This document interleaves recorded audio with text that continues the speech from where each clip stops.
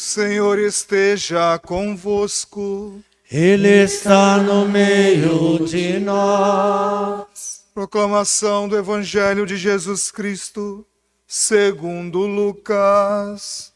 Glória a vós, Senhor.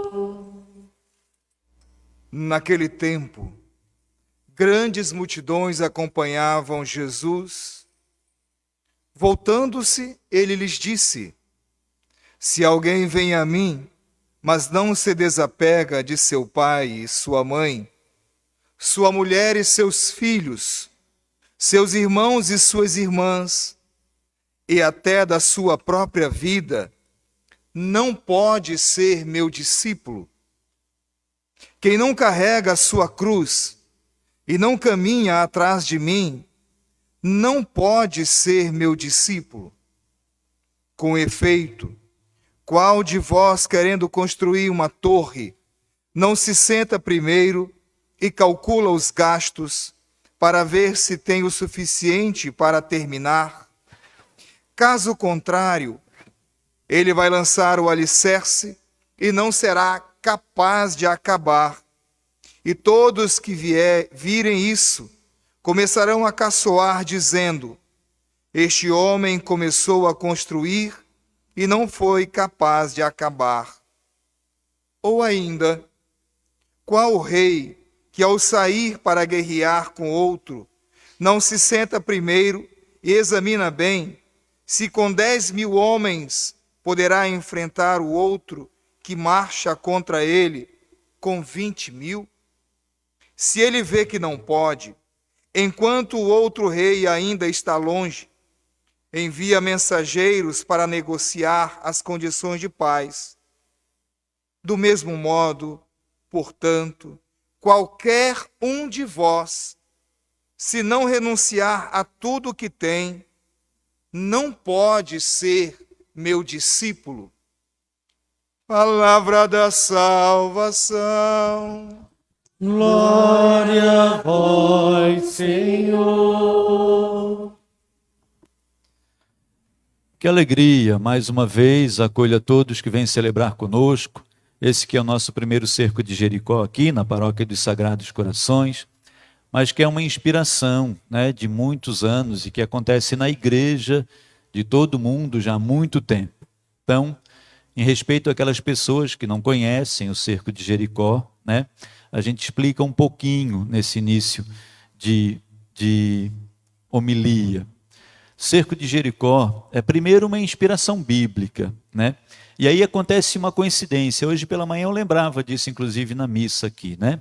Porque nós estamos no mês de setembro, e o mês de setembro é o mês da Bíblia.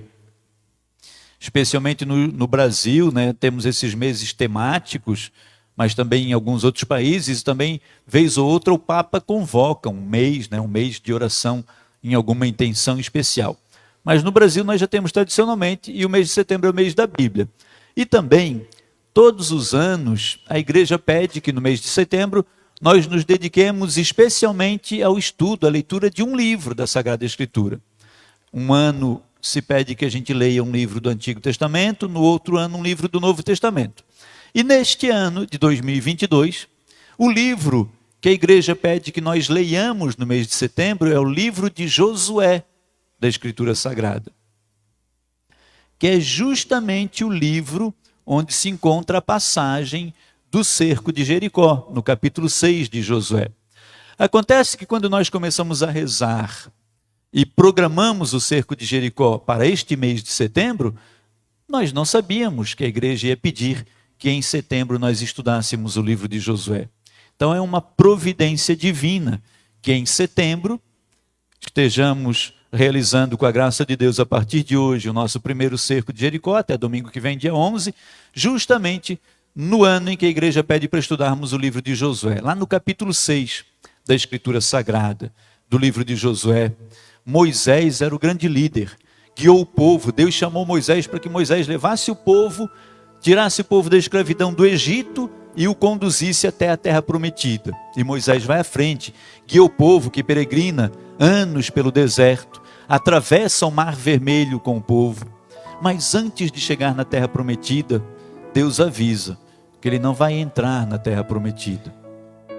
Ele precisa preparar um sucessor. E aí Deus chama um jovenzinho, Josué, para que Josué assuma o lugar de Moisés após a morte de Moisés.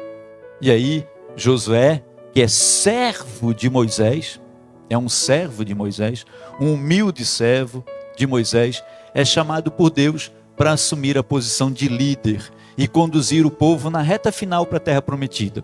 Só que aí se coloca diante de Josué um grande obstáculo, que é a cidade de Jericó.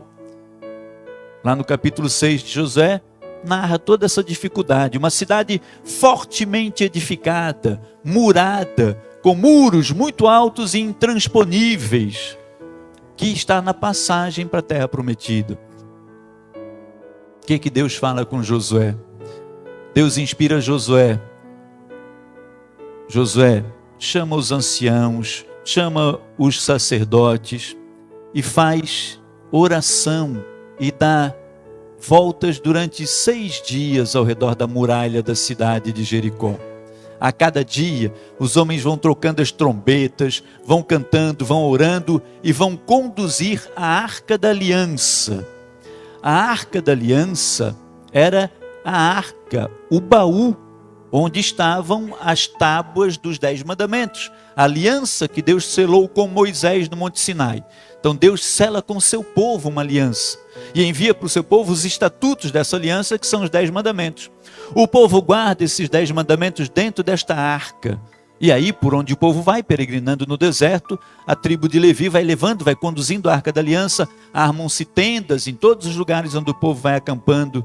E agora aqui, antes de chegar na terra prometida, Deus pede que com a Arca da Aliança se deem voltas ao redor das muralhas de Jericó. A cada dia, rezando, orando, cantando, uma volta a cada dia.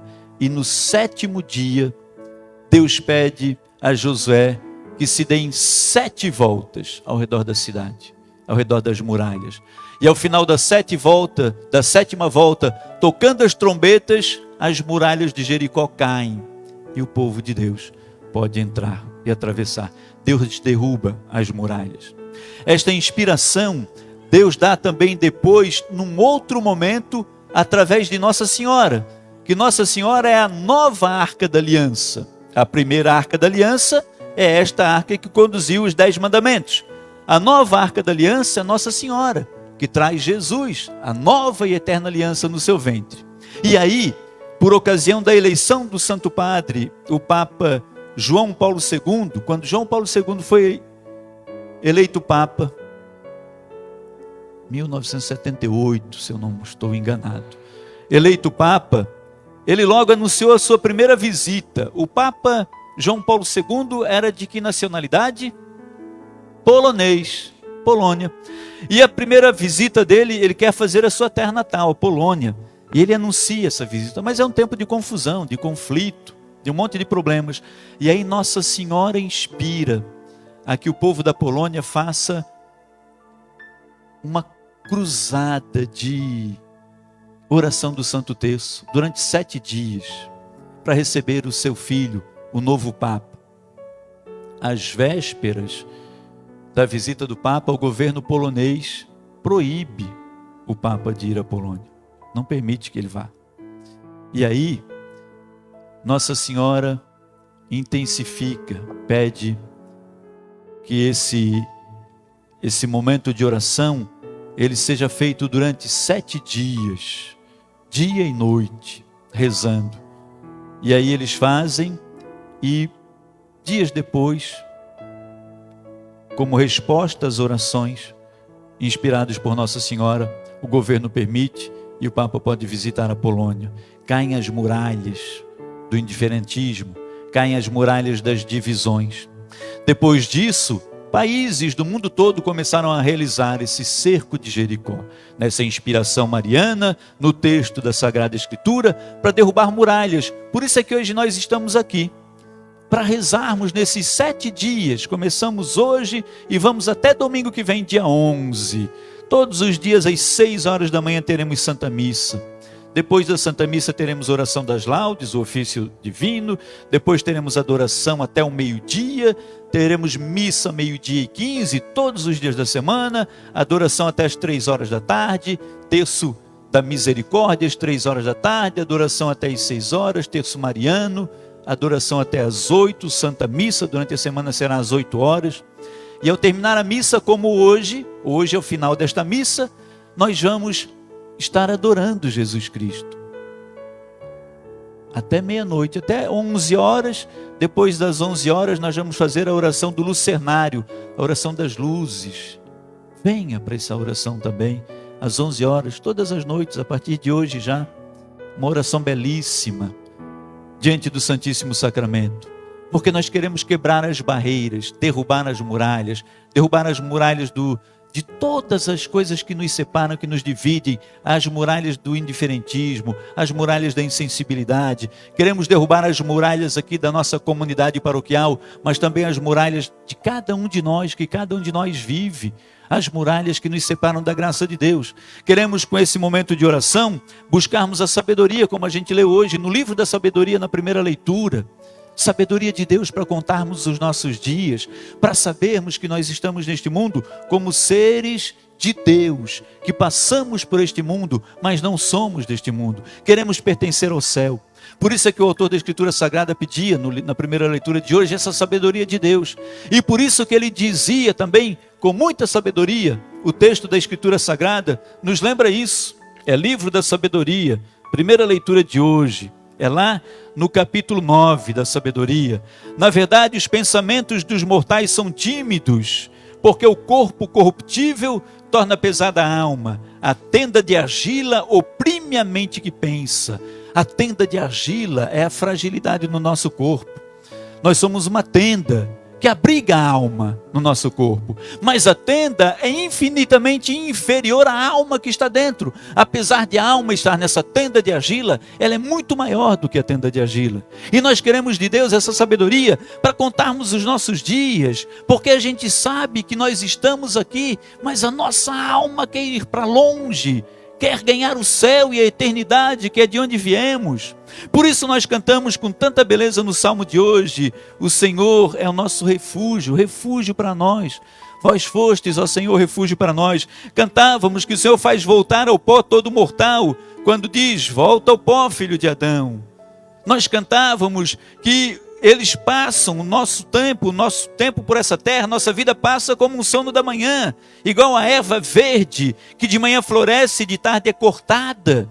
Então nós não queremos estar presos àquilo que nos impede de viver a graça desse tempo aqui. Ensina-nos a contar os nossos dias, dai ao nosso coração sabedoria. Nós pedimos ao Senhor, para que a gente tenha essa certeza de que é de Deus que nós somos, pertencemos ao Senhor. Saciai-nos, Senhor, de manhã com o vosso amor, exultaremos de alegria todo dia. O Senhor que nos ama com amor eterno, o Cordeiro que a gente cantava no início dessa canção, no início dessa Santa Missa, porque também o nosso cerco de Jericó tem essa inspiração. Tudo é de Deus, tudo é de Deus. No ano passado, nós rezávamos pedindo um caminho para evangelização na nossa comunidade. Em oração, Deus nos inspira: eis o Cordeiro de Deus. Quer dizer, Deus estava pedindo para tudo que nós fizéssemos aqui no ano fosse para apontar para Jesus. As nossas atividades, as nossas missões, as ações na paróquia, tínhamos que apontar para Jesus. Nós começamos inclusive fazendo sinais externos, iluminando torre, iluminando cruz nas nossas comunidades, para ter um sinal externo também visível. Mas as nossas ações espirituais, todas as atividades nossas apontando para Jesus. Jesus é o nosso Senhor, Jesus é o nosso Salvador. Nós queremos apontar Jesus, como fez João Batista. Ele é o Cordeiro de Deus, Ele que tira o pecado do mundo. É Jesus que nós devemos seguir. Então, apontar para Jesus, o nosso Senhor, o Cordeiro que nos ama com amor eterno, para que a gente saiba, pedindo para o Senhor, ensinai-nos a contar os nossos dias, que os nossos dias aqui são passageiros, mas que nós tendemos a Jesus, nosso único Senhor e Salvador. Então queremos apontar Jesus e viver essa graça de sermos de Jesus, como teve essa grande graça que nós percebemos hoje. Veja, Deus, Ele sabe tudo no seu coração. Mas a segunda leitura da missa de hoje é a carta de São Paulo a Filemon. Paulo está na prisão, ele diz: eu, Paulo, velho como estou, agora também prisioneiro de Cristo. E aí ele quer apresentar a Filemon um amigo. Eu fiz um amigo na prisão, Onésimo. E esse Onésimo é um escravo que está na prisão com Paulo. E Paulo fala para ele de Jesus, Paulo aponta para ele o Cordeiro de Deus. Paulo anuncia para ele, esse é Jesus. E aí aquele homem que é um escravo e está na prisão. Pensa nisso, um escravo na prisão. Mas esse homem, quando ele recebe de Paulo essa graça, Paulo diz para ele, Jesus, aponta Jesus, aquele homem mesmo sendo escravo e mesmo estando na prisão, ele se liberta. Por quê? Porque essa tenda de argila, quando ele conhece Jesus, a tenda de argila não consegue mais prender a alma daquele homem, mesmo que ele seja escravo, mesmo que ele esteja na prisão. Ele se liberta, porque ele contou Jesus, teve alguém que apontou para ele Jesus, teve um Paulo que na prisão mostrou para ele Jesus, e ele se liberta. A alma dele é maior, a alma dele encontra liberdade, porque ele já entende o que é a salvação, ele já entende quem é o seu Senhor e Salvador, ele já não está mais preso, mesmo em circunstâncias, mesmo nas situações. Por isso, filho, quantas vezes eu e você, presos a tantas coisas, e a gente não consegue perceber a grandeza da alma que Deus colocou na gente, o Espírito de Deus que está na gente, para que nós ganhemos o mundo, para que a gente voe alto, para que a gente não fique apegado, preso às coisas da terra. E aí o Senhor Jesus vai confirmar no texto do Evangelho toda essa graça, toda essa beleza, quando ele está falando para os seus discípulos, a grande multidão que o acompanha, e ele começa a dizer: se alguém vem a mim, mas não se desapega, até mesmo da sua família, irmão, mãe, pai, não pode ser meu discípulo, não é digno de ser meu discípulo. E ele continua dizendo: quem não carrega a sua cruz, não pode ser meu discípulo. E ele termina o texto do Evangelho de hoje dizendo: do mesmo modo, qualquer um de vós que não renuncia a tudo que tem, não pode ser meu discípulo. É renúncia às coisas que nós pensamos que temos. Porque a gente pensa que tem muitas coisas. A gente pensa que os meus amigos são meus amigos. A gente pensa que a nossa esposa é nossa esposa, que o nosso esposo é nosso esposo. Nós pensamos que o nosso filho é nosso filho. Pensamos que a casa que temos é nossa, que a empresa que temos é nossa, que o carro que temos é nosso, que o celular que temos é nosso. Eu falava isso aqui, né? Imagina, ó, eu chego ali em casa agora, quem me garante que a minha carteira vai estar lá, que alguém já não entrou e já não levou? Quem me garante que o carro que eu deixei ali paradinho vai estar quando eu chegar ali agora? É meu, mas a qualquer momento eu posso perder. Quem me garante que as pessoas que eu amo, daqui, quando terminar essa Santa Missa, eu não vou receber uma notícia triste de algum familiar meu que eu amo? É meu. E às vezes eu me apego de um jeito, deixando Deus de lado. Veja que quando o Senhor diz isso, Ele não quer que a gente despreze. Ele quer que a gente não se apegue, porque nós somos de Deus, apegados a Deus, em Deus. E quando a gente consegue colocar Deus no lugar, no seu lugar, no lugar de Deus, no lugar do nosso único Senhor e Salvador, nós nos desapegamos e vamos viver livres de apegos. Vamos continuar amando as pessoas, vamos continuar amando, mas nós vamos dar o devido lugar. Nós não vamos colocar uma pessoa no lugar de Deus, mesmo que ela seja a mulher que eu amo, o homem que eu amo, não vai estar no lugar de Deus. Eu não vou colocar a minha casa no lugar de Deus, não vou colocar o meu carro no lugar de Deus, o meu dinheiro no lugar de Deus. De manhã eu lembrava, porque nós estamos nesse contexto político de eleições, e quantas pessoas estão colocando o poder público, político no lugar de Deus. E aí a gente vê as desgraças todas, inclusive a custas de sacrifícios humanos. Porque as loucuras que as pessoas fazem para ter poder sacrifica a vida de seres humanos.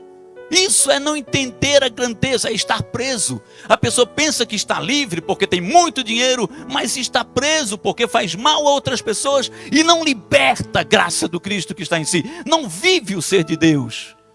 Veja, Deus chamou Josué e deu para Josué a grande missão de conduzir o povo para entrar na terra prometida. Quem era Josué? Servo de Moisés. Servo. Porque no reino de Deus, filhos amados, maior é aquele que serve. E no reino desse mundo, os poderosos, como diz Nossa Senhora, são derrubados dos tronos, os humildes, exaltados.